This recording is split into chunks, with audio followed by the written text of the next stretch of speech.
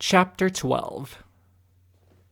Binks must have jogged for a good 20 minutes before they stopped for a rest. He picked a large tree log to rest against and dropped Millie. She took a seat next to him. Millie was on his back the entire journey, but she didn't complain. She must have been sobbing for more than half of it, yet Binks never said a word about it. They didn't run into any trouble, and no one shot them on their way out of the bowl.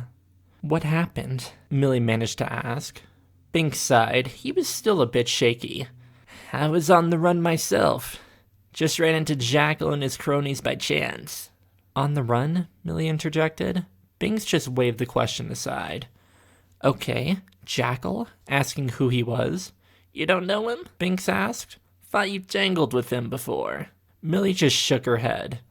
"He was a part of Team 7. Miss Shea, I believe. The squad they faced yesterday."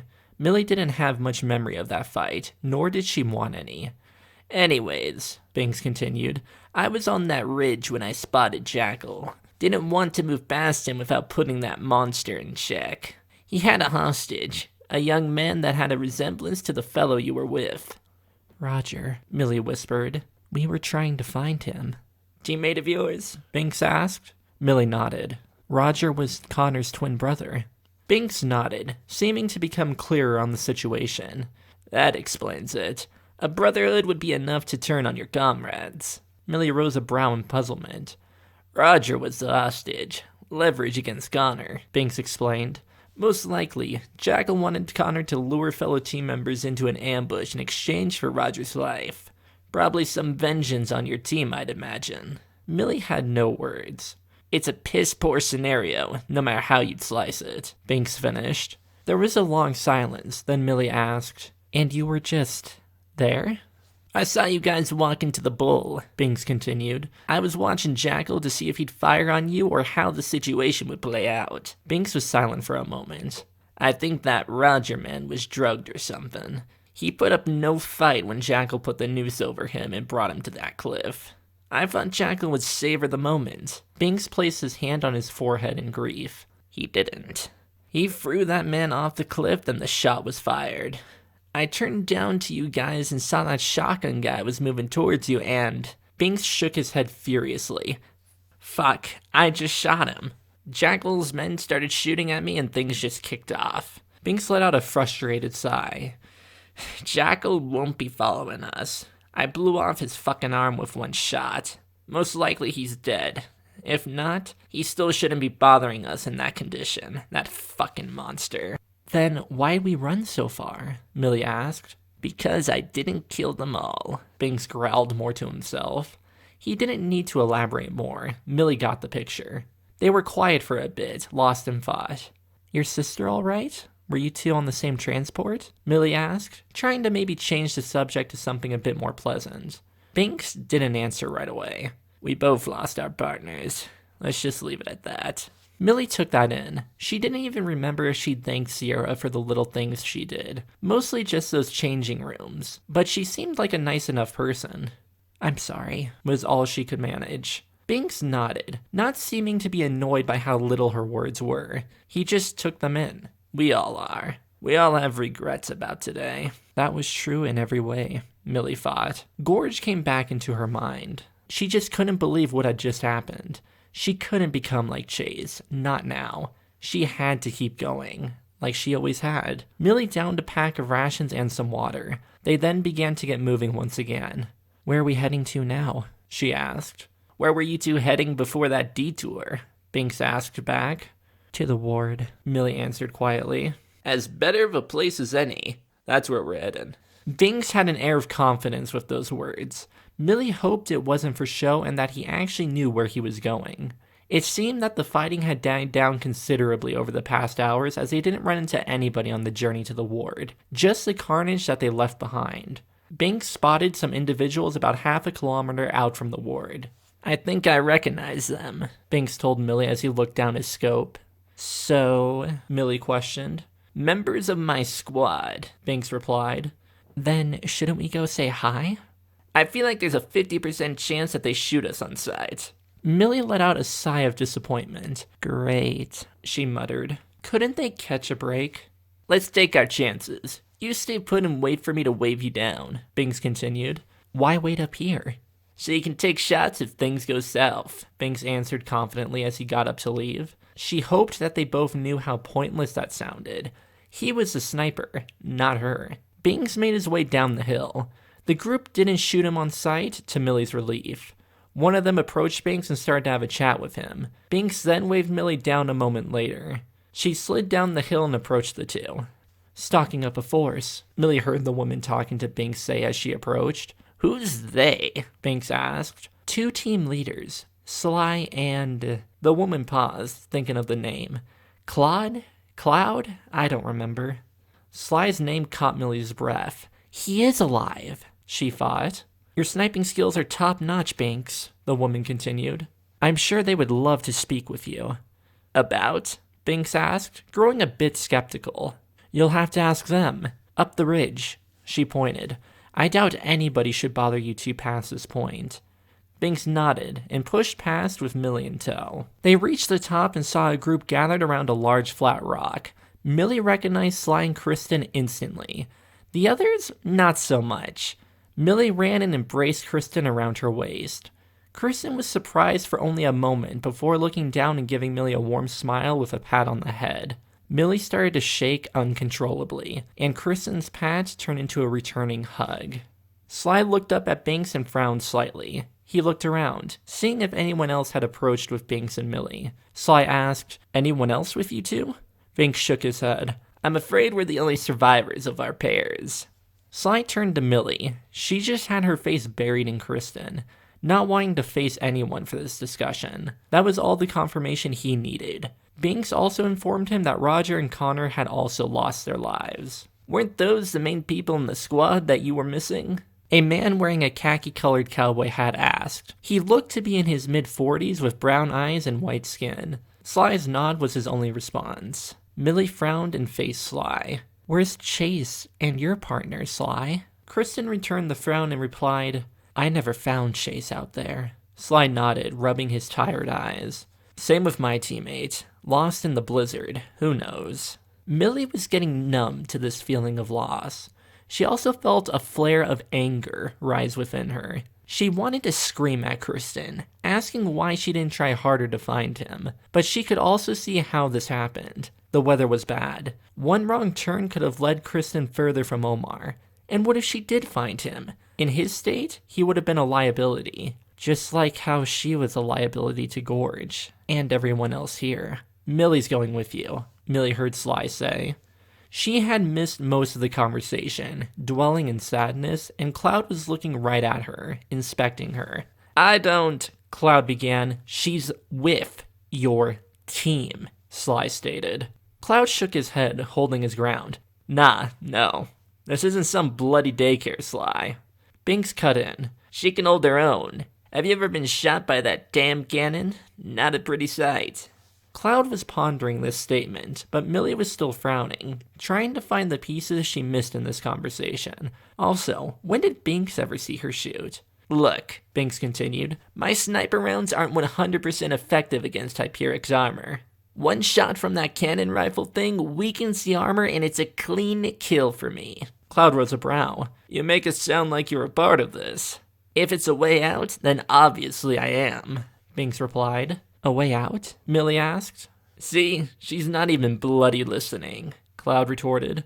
Quiet, both of you. Sly put a bit of steel in his voice. He turned to Millie. Cloud and I have a bit of a plan to get him out. He has a group set and I want you to go with him. Cloud was about to reply, but caught himself. It would do him no good to interrupt now. Millie shook her head and asked hoarsely, What about you and Kristen? Why just him?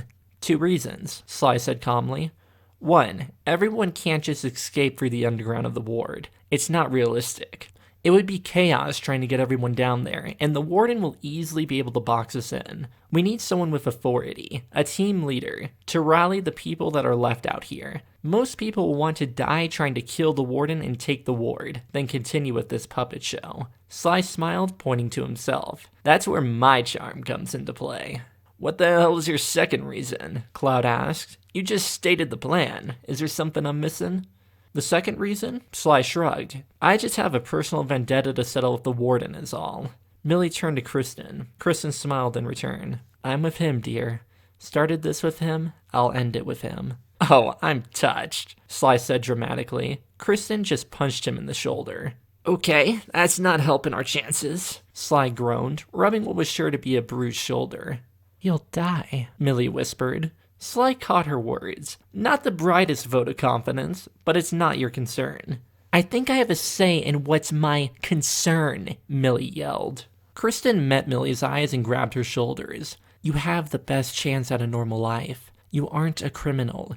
You're a Hyperic citizen. The Empire won't come after you once you escape. Escape where? Millie cried. Honestly, the chances are low that you or anyone else will survive. But we are still giving you that chance, Millie. We will be that distraction you need to get away. Millie just hugged Kristen again, knowing an argument with the adults was futile. Millie tried to hold back tears as she buried her face in Kristen's chest. She was going to lose every single person she met here. Kristen just hugged and caressed Millie's hair. Cloud was about to go in with another one of his objections, but Sly rose a hand. You're taking both of them, Cloud. Both the sniper and Millie. Your squad is small as it is. 2 more will only add to your favor. Besides, I'd rather avoid more unnecessary loss of life, he finished, looking at Binks. Cloud understood Sly's meaning. There was no doubt that Binks would go to blows if he didn't get his way. It was a matter of survival after all. No worries. You won't have to hold my hand, Binks said with a smile. Or Millie's, for that matter. Cloud conceded on the matter. Fine. What's this plan anyways? Binks asked.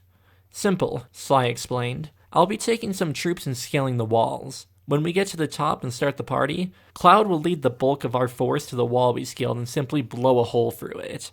Blow a hole through it? Binks asked as if Sly was insane. Those walls are thick. We have a lot of explosives, Cloud assured him, which didn't ease Binks' state of mind. Once you guys make it through the wall, it'll be chaos, Sly continued. Prisoners will hopefully be focusing on the main tower. If not, then just ransacking the ward. Your group will go around the main tower and access the elevator that'll lead you down to the underground section. After that, you guys are on your own. Okay, what if another group wants to get in on this? Binks asked, trying to poke holes in this plan. Then we'll tell them to fuck off, Cloud answered. If they don't get the message, Sindel will silence them. Again, didn't ease Binks' state of mind. Then what about actually getting to this place? I didn't see a door on the side of the tower, much less a lift. It's a bit hidden, but leave that trouble to Makoba and I, Cloud replied confidently. Of course, if you have any better ideas, I'm all ears. Binks didn't. All he asked in return was, when does this start? Sly shrugged. Probably right now, no? He answered. No need to prolong the inevitable. He got up and approached Millie, whom still had her face in Kristen's chest. She wasn't making much noise, which meant she had composed herself. Sly tapped her on the shoulder. She turned to meet his gaze. Look, Millie, I have the utmost confidence you'll make it out of this, so I want you to have this, to continue its legacy. He handed her a black rectangular case that held the saxophone. I can't take this, Millie objected, trying to keep her emotions and her tears under control. I'm sure you'll find more use out of it than I will, Sly said. It can easily attach under your backpack. You can't give me a reason why you shouldn't take this, he stated. It'll slow her down, Cloud answered for her. Music never slows anyone down. It just makes the heart beat faster, Sly replied, still smiling at Millie. Oh, Christ. Cloud rolled his eyes at the cliché. I'm losing my family again, Millie whispered, about to sob once again. This seemed to take Sly off guard and broke his happy facade, only for a moment. He regained his composure and his smile. He embraced both her and Kristen in a group hug. Millie took in and cherished the moment. They then broke away. There were no more objections, nothing more to truly say. The group took a moment to check their gear and they started to move towards the wall. They got up to the wall and Cloud gave a quick introduction to the other members of the escape team. There was the girl, Sindel, that was mentioned earlier. She looked to be a couple years older than Millie, yet Millie was still 4 inches taller than her. Her skin was the color of coffee, while her long hair was black and her eyes gray. Millie also recognized her from the arena. She was the one that had charged first into Binks' team when he and Cloud's teams faced off. She didn't pay Binks or Millie much thought when they approached. Then there was the other one, a man named Makoba. He also looked to be in his late teens and just under 6 feet tall. He had dark chocolate skin and long, unkempt black hair that went down to his shoulders. He had confident, bright blue eyes. He nodded in greeting and continued to inspect his gear.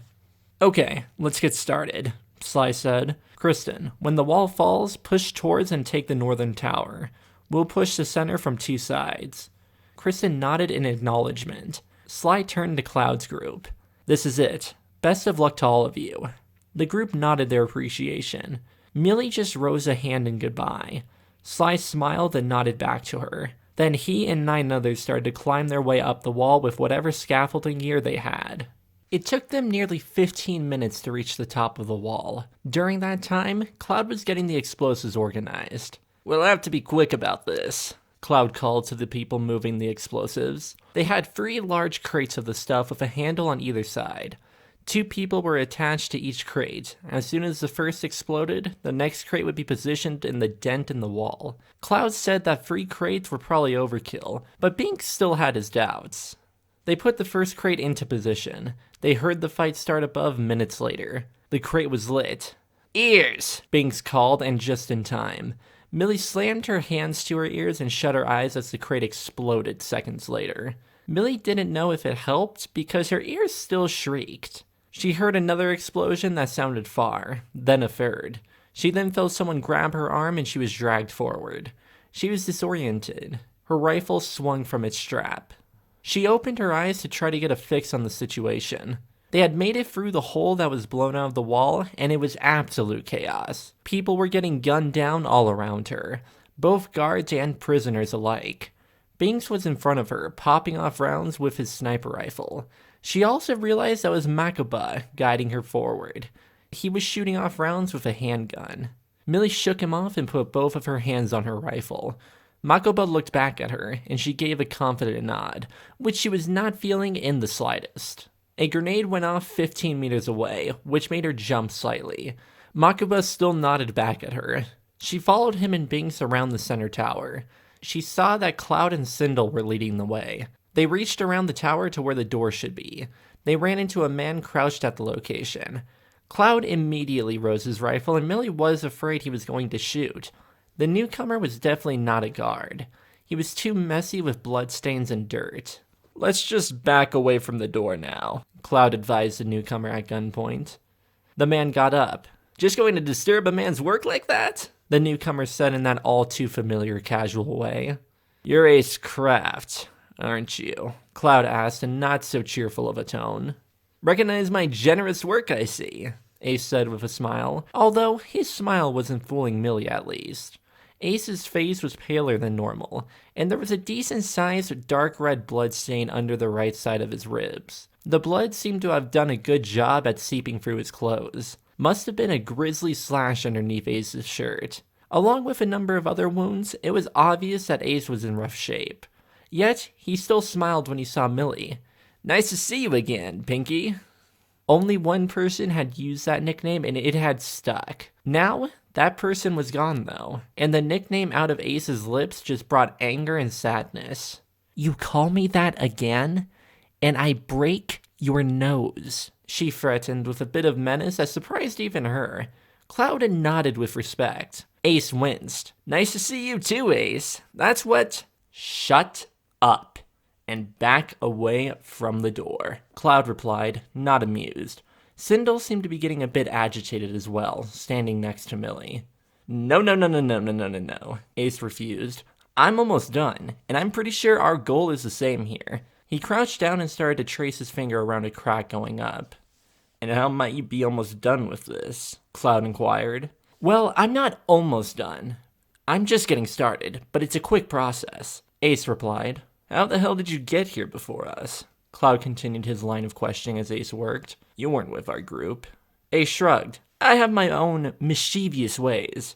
Didn't make quite the amazing entrance that you guys did," noting the gunfire and the explosion still popping off in the background. "Gotcha," he said to himself as he tapped the wall in a certain spot. A panel slid open, revealing a retina and hand scanner. He rummaged through his pack and pulled out a severed hand. "Oh, Millie grimaced. Whatever rations she had eaten were making a dangerous climb up her throat. Ace set the hand on the scanner at the same time the retina scanner scanned his eye. There was no sound after that, but a moment later, the wall next to him pulled apart, revealing a door. The door also slid open to an elevator that was waiting for them. "Ta-da!" Ace announced, taking pride in his work. He then cocked his head back, then went forward, putting both hands on the wall. He was lightheaded and breathing hard. "Seems like you're not doing so well, lad," Binks noted. Ace shook off the comment and regained himself. "With this face, I'm $1,000,000. He then looked at the severed hand and asked, "Souvenir, anyone?" No one took him up on that, so he shrugged and tossed the hand into the snow. He then entered the elevator. "Comin'?" Everybody took him up on that and followed him in. "How the hell did you do that?" Cloud asked as the door slid closed. Ace frowned. "Well, you take a knife and—" "I meant the eyes, jackass," Cloud clarified. "Oh, well, they never confiscated these babies," Ace answered. He spread out his left eyelid, giving everyone a clear view of it. At first, Millie thought he was just showing off his perfect eyes. Then, she noticed the eye color changing slightly, then dramatically. "These eyes capture the eye structure of people I want just by making direct eye contact with them for a couple seconds. Of course, I do have to be pretty much up in their face. I got the structure from our guard babysitting guy. I'm sure you guys had one of those." Millie was pretty sure Malcolm was the one to fill that role for her. "Did he just stare longingly into your eyes?" Makuba asked as more of a joke. "Pretty much," Ace replied in all seriousness. "We met outside behind the barracks earlier this morning. We talked and I got up in his face and pretty much stared straight into his eyes. He seemed embarrassed. Probably thought I was coming on to him or something with my dazzling charm. After the detour outside the ward, I found the guy wandering outside our barracks. He was surprised to see me, but I urged him inside our barracks. Don't know what he was expecting, but that's how I got that hand and here I am now." He finished as the elevator started to descend. "And that's how you got those wounds?" Binks asked. "Oh no, that was outside the ward," Ace answered, then said with some realization, "Maybe the guy was just feeling sorry for me." "Enough chit-chat," Cloud cut in. "Check your gear. They might be expecting us when these doors open."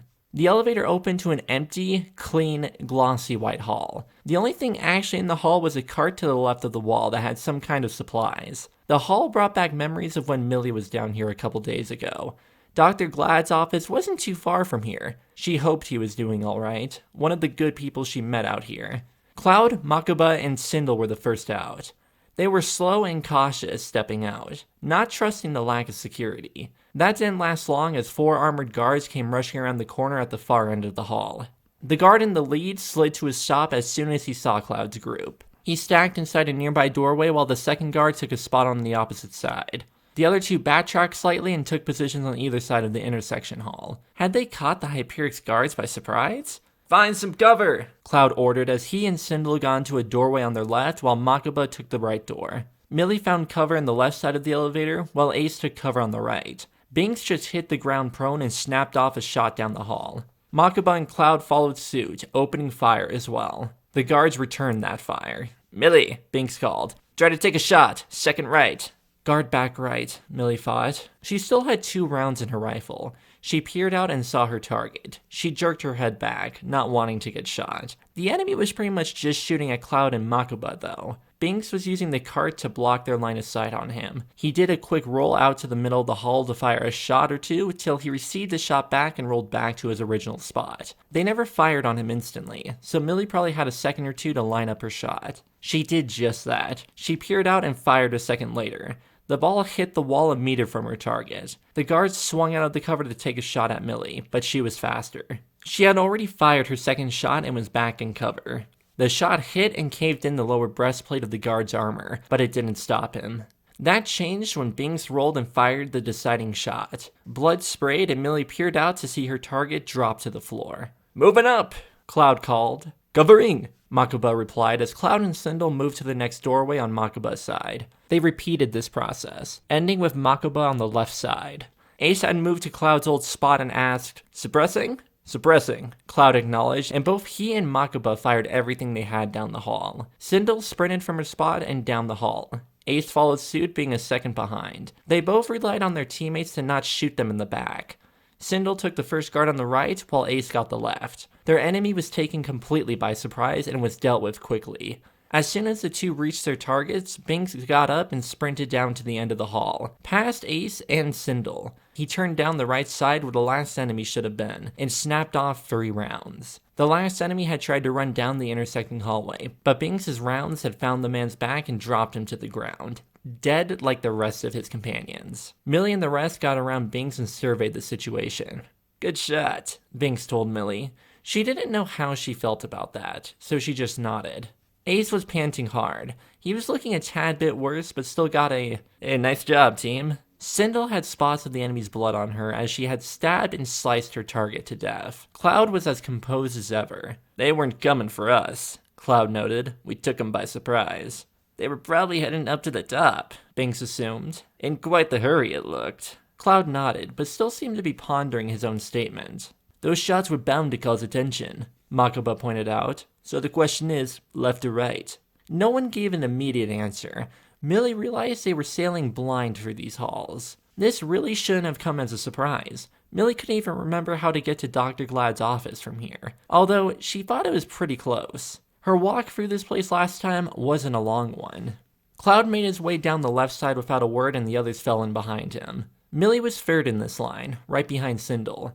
Cloud took a slow walking pace, peering into open doorways and down halls. With all the shooting they caused back there, the expectation was to run into more guards, or anyone for that matter. Yet, they didn't run into a soul. It was like a ghost town. Maybe because of the battle up top? They made a right. A few paces in, Cloud seemed to tense. Millie looked over and could see what caused the tension, and it made her sick. There was a bloody corpse of a guard down the hall, by an entrance to what was a bigger room. Its helmet and what was the head inside it was caved in. There was a strange insect on top of that helmet. Millie couldn't recall seeing any kind of insects outside in that climate, much less in here. Something about it just seemed wrong. Cloud slowly went down the hall, rifle raised, with the rest of the group right behind him. They must have been 5 meters from the body when there was a loud, deafening crash, as if something had flown through a wall. A body and shrapnel from some walls skidded into their point of view. The body slid across the floor like it was skating on ice, leaving a streak of blood in its path. It hit the wall with a juicy smack, just a meter behind the first body they had seen. The group was still. No one dared to make a sound, and what Millie could only describe as a fucking nightmare walked into her frame of view. Its body was covered head to toe in dying gray-colored armor, with black cloth underneath. They also had black gloves with the gray armor that was covered in blood, a sidearm in its right hand. Its helmet was where the nightmare truly laid. The top looked like a farmer hat Millie's people would have worn, a wide rim with a round top. Except this one was metal and had 8-centimeter threads that were dangling all around the perimeter of the rim. What would have been the helmet's mouth had a visible respirator. Its black, owl-shaped eyes were staring right at the group. A hint of red lost deep in the middle of those oval eyes felt like they were staring into Millie's soul. If she survived, she was never going to sleep again. Whatever human was in there was just staring at them. Then the weird bug on the helmet flew and landed on the nightmare's shoulder.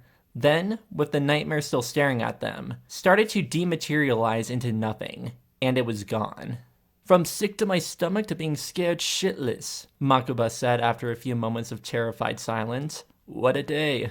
Cloud seemed to regain control of his fear and moved into the room without a word. The rest followed him at their own pace. The carnage Millie saw in that room. There were at least 20 corpses in that standard guard armor that Millie had come to know. Each body was in its own grotesque condition. "Now this wasn't a fair fight," Cloud muttered as he looked at one of the bodies as if he understood the story it told. "More like a massacre," Binks concluded. Sindel walked up to Cloud and tugged on his sleeve. "What does that tell you?" she asked, pointing behind them. There was a high-tech double metal door, broken from the inside out. Inside was a scene from any cliché horror movie. From where Millie was, the room was stained in an unnatural amount of blood. Pieces of who knows what scattered around the room. Topped off with a flickering, dying light, and yeah, another nightmare to haunt her. If she focused in, she could see... Well, she didn't actually want to do that. "It tells a story that we don't need to think about," Cloud answered. "We just need to get out of here." As if the point needed to be made, they heard the sound of heavy boots slamming down some hall to the right. "Move, now, straight ahead," Cloud ordered. At least it wasn't down the left hall that the monster took. They continued with their pattern, going from room to room, down halls, trying to find anything that would help. The rooms were empty, as it seemed that was commonplace for today. Cloud was about to pass another room, but stopped, almost trying to do a double take. Millie stopped in the middle of an open door frame, trying not to slam into Sindel and Cloud. She looked over into the room to see what had taken Cloud's attention. She saw two people at a computer desk pressed up against the wall to the left of the room. The man was busy working away at the computer, not looking up. The woman, on the other hand, was just staring at Millie and the group. Her face was as pale as a ghost. Da, she stammered, raising her hand and pointing in Millie's direction. "If you're going to say that the donuts are here, Lonnie, then thank the gods. I'm famished," the good Dr. Glad said, not even looking around to see what his assistant was trying to say. Cloud made his way into the doorway, but no further. "Doctor," he greeted. Glad finally looked up from his screen to the door. The first person he made eyes with was Millie, just standing right behind Cloud. The doctor's face betrayed zero emotion, although he stared at her for a couple seconds, as if chewing something over in his mind. "Have your squad come in, Clyde." They're going to kill us?" the assistant croaked. "I assume they would have done that by now, Lonnie. They sure have the weaponry to do just that. So, we are clearly not dealing with savages. Mick Vaughn just wants to talk, and I'll indulge him with that." Lonnie clearly wasn't convinced. Cloud visibly winced at the mention of his last name. Just Cloud is fine. "If only it was just clouds, Clyde. I'm not used to this snowy weather quite yet." Cloud rose a brow. "Is that a joke, sir?" If only it was. Binks was the last person to enter. "Should I close this door?" Glad shook his head. "No. The warden has her set rules during these kinds of events. No sense in breaking them now." Millie thought she was looking at a completely different person. Glad had a serious and kind of depressing aura around him, not like how she saw him a couple days ago. "So, what's..." Something caught Glad's eye on the computer screen. The doctor had quite a bit of windows open. Millie could see that one of those windows had security camera footage that showed guards moving down the halls in their general direction. "Seems like more company is coming," Glad noted. "They will surely kill you on sight if they run into you." He turned to face the group. "Then we'll just keep moving then," Cloud said. "Not on your life, Clyde." Glad turned to Lonnie. "You're terrified right now, aren't you?" She slowly nodded. Glad clapped his hands together. "Fantastic! I want you to take that back desk over there and tip it over so it's blocking that corner. I want you to hide behind it with the two girls. Only you'll pop up when I call your name." He turned to the rest of the group. "Binks, Glide, I want you two to push that cabinet a couple meters into the corner at an angle just like the desk. Should be enough room for both of you to hide behind." He then turned to Makuba. "You should be able to fit in that cabinet over there. So, get in there when it's moved and close the door." All that was left was Ace. "You seem like you're just about to die. Just lie on that table and just be yourself." "That's the kind of medical advice I'm looking for right about now," Ace replied sarcastically. Glad rose a hand. "Without the words, please. Now, what are you all waiting for? Move!" Everyone scattered, following Glad's instructions. Sindel and Millie helped Lonnie tip the table over and slide it to the corner at an angle. There was barely enough room behind it. Lonnie crouched down while Sindel and Millie curled up in balls, trying to make their mass as compressed as possible. "You two are good," Lonnie assured. Why the hell was Millie supposed to believe that? Lonnie was terrified of them just a moment ago, but Millie heard footsteps outside the hall, and she held her breath and closed her eyes, just hoping for the best. Doctor? Sir? Why the hell are you still here?" A guard outside the door asked. "You should have been evacuated to the lower levels by now." Glad let out a breath of annoyance. "Lieutenant, if you want to have a conversation, then step into my office. Not all of you, though. I have a patient in here and he needs some room." Ace gave a muttered groan that didn't sound like an act, and Millie had a fear that he was actually going to pass away on that table. Patient, sir?" the lieutenant asked as he stepped in with another guard. He removed his helmet, revealing an average early 30s bald man. "You got the memo from the warden, sir?" "Yes, well, this man is a person of interest. Not that you would know. I thought it would be beneficial to the end goal. Clearly, he's not going to make it at this point. but there's no morgue team to clean up that problem. So, now I'm diverting my attention to the problem that's really tossed up everybody's week. I'd appreciate it if you didn't mention this gentleman's death or my failed givings to save his life to Miss Gina. I know she won't look fondly on it, but, as they say, shit's already hit the fan and we need to focus on the cleanup, not adding to the mess. Of course, sir, the lieutenant replied, seemingly a bit thrown off by the doctor's lengthy answer. Doesn't change the fact that you... He trailed off. Something had caught his attention. The table on its side in the corner, where Millie was hiding with the other two. Glad followed the lieutenant's gaze. Oh, don't mind her. The lieutenant asked. My assistant. She's practically terrified. Lonnie, he called. Lonnie was visibly shaking. She slowly put her hands on the top of the table and peered over the desk. Yes, she gulped. Sir? Glad clapped his hands together. The sudden noise made the lieutenant jump, and gave her a thumbs up. Keep up the good work. Lonnie nodded and slowly sank back to her spot, out of view from the ensuing conversation. Sir, I insist. You two need to get out of here, the lieutenant continued. He's in no condition to move, Glad said, waving his hand at Ace. You know what I mean. It's dangerous. Just down the... Do you think I'm blind, David? All of the niceties had drained completely from Glad's voice. David, the lieutenant tried to respond, but the good doctor was having none of it. Because I see everything. Saw everything. Glad motioned to his terminal screen with the camera views. It also showed me where Rogue is heading, and I'm sure you have that knowledge as well. They are a trapped animal, David. And there's only one viable exit. The garage. Glad leaned back in his seat. And that's away from me. Even so, Glad was ignoring David's pleads now. I've been monitoring, or was monitoring, Rogue's brain patterns. Was, sir? David seemed to give up on his own pleads now. Yes, was. Because now, that is somehow not working. Any facade of Glad's good cheer was gone now. He was visually annoyed and pissed. Sir, in terms of technical knowledge, mine on the subject isn't very bright, David noted. How is that possible? How is the subject able to use shields in the recon bugs? Glad asked, even though David knew the doctor had the answer. Humor me, sir. Glad pointed to his monitor. Camera C5. What does that show? The view was covered with something, except for the top left corner, which didn't show much of the room. Humor me. David leaned in and shrugged. Nothing notable, sir. Glad nodded. Exactly. Because what's obstructing the view is a stain of blood. Do you know what that would show? It would show every single member of the senior staff, besides me, of course, mangled in unrecognizable forms. David frowned, seeing as they were straying from his initial question. I'm not following. Because those fucking idiots went all in. They installed an AI into Rogue's brain. David still didn't seem to be following. It's untested ground, Lieutenant. Glad threw up his hands in outrage and slammed them back on the desk. We had stages. How would a human react to an assortment of weaponry at their disposal without controls? What could the mind process? What could the AI do?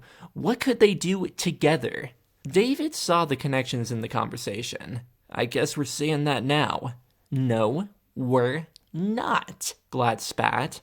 Those brain monitors I saw, an absolute shit show. I have absolutely no idea who's in control. Man, or machine, or both. Glad took a deep breath, seeming to come back down to the world. That's what I'm trying to figure out, Glad said calmly. And I can't do that from the basement. Understood, sir, David replied, understanding that his efforts to move Glad and the assistant were mute. Was there anything else, Lieutenant? I'm sure you've seen. My eyes have been on the massacre, nothing else. Okay.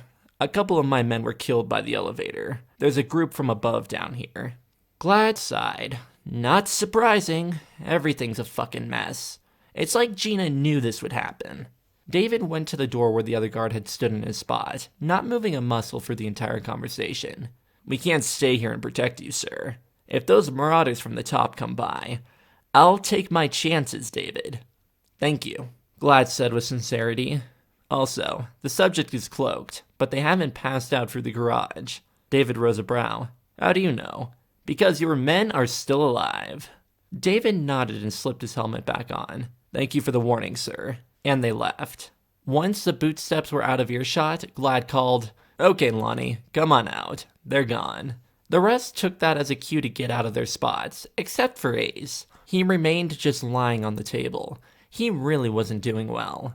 Christ, and I thought they'd never leave, Cloud said, stretching out his arms. I appreciate the quality time with you too, Binks joked. At least you two weren't trapped in a dark closet, Makuba pointed out. Millie stretched her legs, trying to get rid of the cramping feeling from being curled up in a ball. Sindel got up and seemed perfectly fine, to Millie's jealousy. Glad shut the monitor and got up. He went to and adjusted the cabinet and pulled a couple of items. I might have lied about you being a lost cause, Ace. Let's get you at least working again. Whoa, Ace muttered. Why are you helping them? Lonnie asked, still behind the desk. Millie thought she understood Glad's motives, but she knew that question was on most of their minds. Glad shrugged as he inserted a shot of something in Ace's neck. Half of them are just kids, Lonnie, Glad sighed. And hell, I'm just prolonging the inevitable. Lonnie just nodded. She looked exhausted. Hell, they all did. Cloud rose a brow. What makes you say that, sir? Clearly, you guys can't stay here. You'll be killed. But if you guys leave, it won't be much better. Glad was examining Ace as the conversation continued. The outside environment is quite brutal, as you probably know. You're probably 100+ kilometers out from any other civilization. Yet, that's still the best option. At least you have a chance, no matter how slim that is. Just more bad news to pile onto Millie's conscience. She didn't know what she expected, but the realization didn't make her feel great. At least she'd have a team to rely on when they got out. The rest took this news in silence. Is this stuff good for me, Doc? Ace asked. He seemed to already have some life coming back to him. It'll keep you going. It won't fix the internal organ damage or anything, but the med phone you took in earlier should keep you in one piece, Glad answered. But is it, healthy for me? Oh, Glad laughed. Absolutely not. But I'll give you plenty of it for the road. How the hell are we getting out? Cloud asked. You said that the only way out was through the garage. I can't see us fighting through that. That's true and false, Glad replied. You can't fight out of that, true. Yet, there is another exit just down the hall and to the right. Think of it as a fire exit, I guess. Just leads to the nowhere of outside, but that's the best you got. It's some good news to me, at least, Cloud replied. Glad fixed him with a stare. As soon as you open that door to the outside, it'll tell control. Once nobody reports they left through that way, they'll send people after you. Make it far enough away and they'll call off the search, leaving it to the elements to kill you. Well, that's a charming thought, Makuba said. Scavenge through the surrounding rooms. You'll find some supplies and probably weapons here and there. Who knows what the other scientists have left in their offices? They won't be needing any of that. All of us appreciate the help, Cloud said. It's the least I can do for a situation like this, Glad replied, adding the medicine to Ace's pack. As soon as you leave this room, I'll lock the door behind you and that'll be it. Might as well try to take the lieutenant's words into consideration. Everyone gave their words of thanks to Dr. Glad and Lonnie. Ace managed to get up from the table, so at least he wasn't in any worse condition. A private word before you leave, Millie, Glad said before Millie stepped out the door. Bings looked back. We'll be scavenging through the offices. You have time, he assured. Millie passed Ace as he was the last one to leave. She approached the doctor, who was fumbling through a desk drawer. He pulled out a data stick. He knelt down to Millie's eye level. I know there's not much I can do for you at this stage. You've done more than I thought possible, Millie replied. Well, you have a child's mind, so that doesn't mean much. Glad chuckled and smiled. One of his jokes, although it was true. But this might help you down the line. He cupped the data stick in Millie's hand. She rose a questioning eyebrow at him. Since you're taking one of the projects I created, might as well give you the complete package. Sir, is this a good idea? Lonnie asked, witnessing this exchange. Dozens of personnel have lost their lives today. This bad idea is just a small part of the iceberg, Glad countered.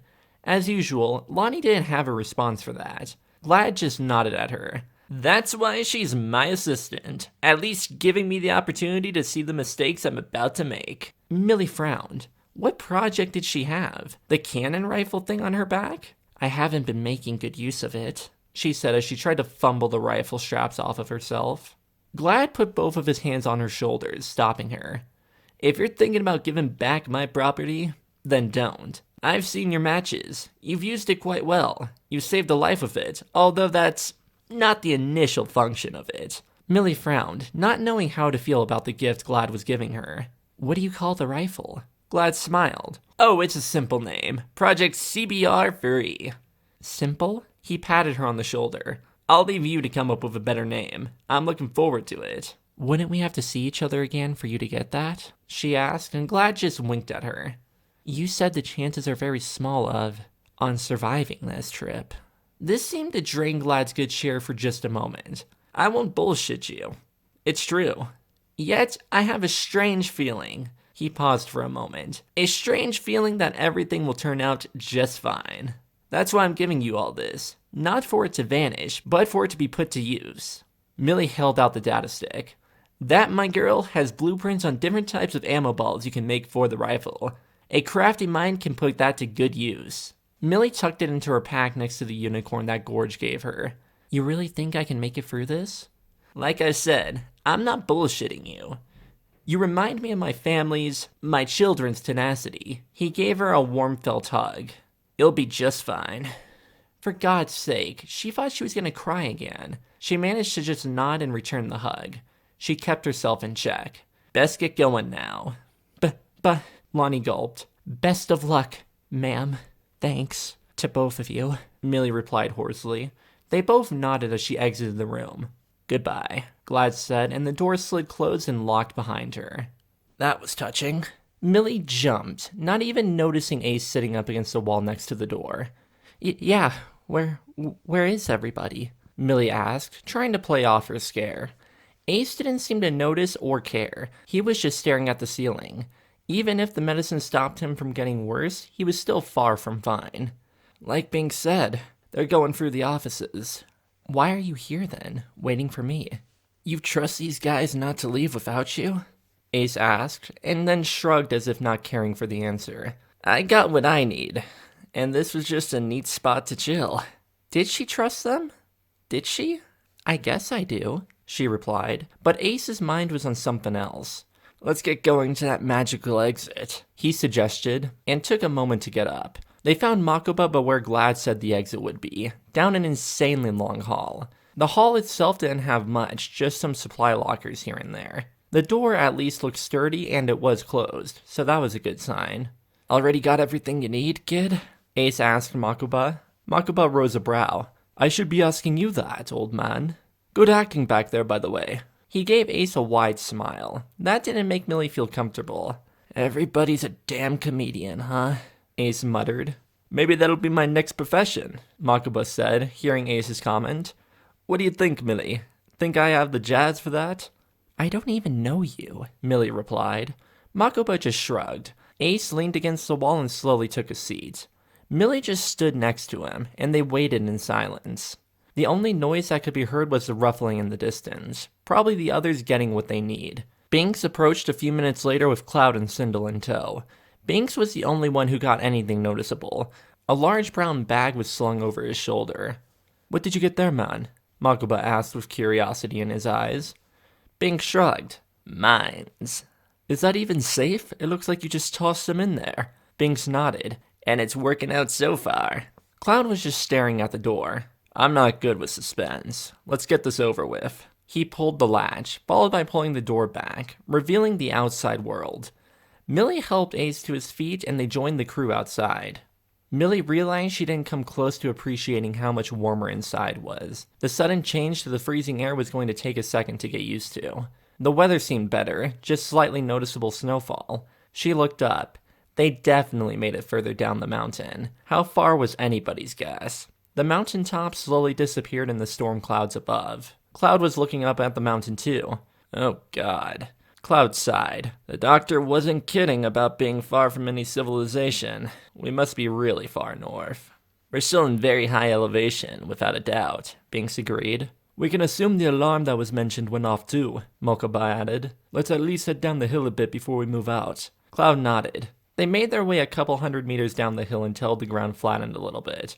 "This seems as good of a spot as any to go our separate ways," Cloud said. Millie felt her heart stop by those words. Makuba nodded. "At least some of our chances are better about not getting pursued." Millie frowned. Was this always part of the plan? Did she miss something? Ace nodded, taking this development in stride. "Makes sense. I doubt they have the spare manpower to hunt us all down." "Like the doctor said, we get far enough away, they'll leave it to the weather to take us out," Cloud said. Binks also nodded. "I work better alone anyways." So, Millie wasn't going with Binks. He was the one she knew the most, even though that wasn't saying a lot. God, was she going to be alone? The small chance she had would turn into absolutely nothing. Just like that, she was done for. "Best of luck to all of you," Makuba said and waved a goodbye as he walked away. "It's been an honor, team." And Cloud did the same. Binks just walked in another direction. Millie didn't know what to do. She had that feeling of panic, yes, but she also had, well, the feeling of nothing. She never had any true hope of getting out of this alive. What was even left for her? She was probably thousands of kilometers away from home. She had nothing. Her body just seemed to move on its own. She didn't say a word of goodbye to anybody. She just picked a direction and walked. After 24 steps, she took a look back at everyone else. Binks was out of sight. She saw Cloud walking away with Sindel, not looking back. Makuba was fading from view. Ace? Well, geez, she made more progress than him. He was moving slow, almost dragging his feet through the snow. Millie made a choice. It was easy enough to catch up with him. She grabbed and put one of his arms over her and gave him some support. Ace just looked at her. She couldn't tell if he was surprised or not. "Couldn't die alone, huh, Millie?" It was a good save. She didn't want to break his nose, as if she had the strength to do that. "Dying isn't on my mind," she lied. "Well, we might not have a choice in the matter," Ace said as a matter of fact. That was a charming thought. "Although, I do appreciate the company and the help. Thank you." "No one else was turning around," she replied. The words did give her a tad bit of happiness, though. For once during this whole ordeal, she wasn't relying on anyone. Her and Ace were on equal footing on how useless they were, and that was a sick, comforting feeling to her. They had an equal, shared space in this sinking